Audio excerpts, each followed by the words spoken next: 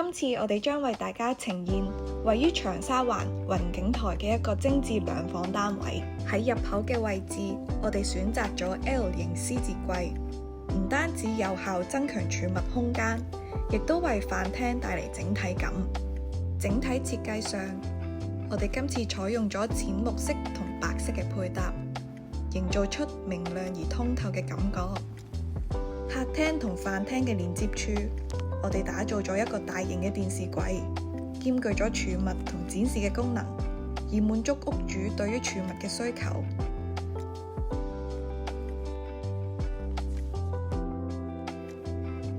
走廊天花嘅部分，我哋設計咗個儲物架，未來可以隨時拓展使用。小朋友房同工人房嘅設計，兼顧咗雙方嘅儲物需求。上格床嘅樓梯設計，可以令小主人同工人之間嘅物品儲存清晰分隔。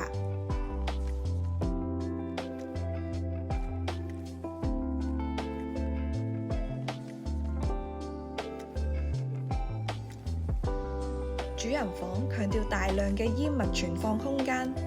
同時考慮到屋主居家辦公嘅需求。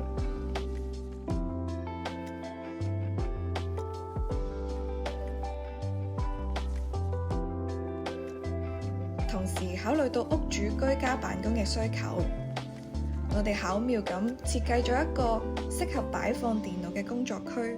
佢同時亦都係女戶主嘅化妝台。油壓床設計亦都能輕鬆收納更多嘅衣物。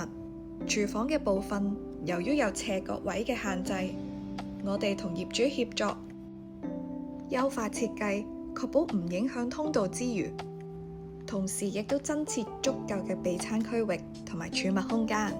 令到整個設計都更有協調性。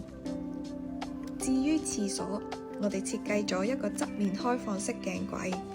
令到小主人日後使用嘅時候唔會受到視線嘅阻礙，充分考慮到日常需求。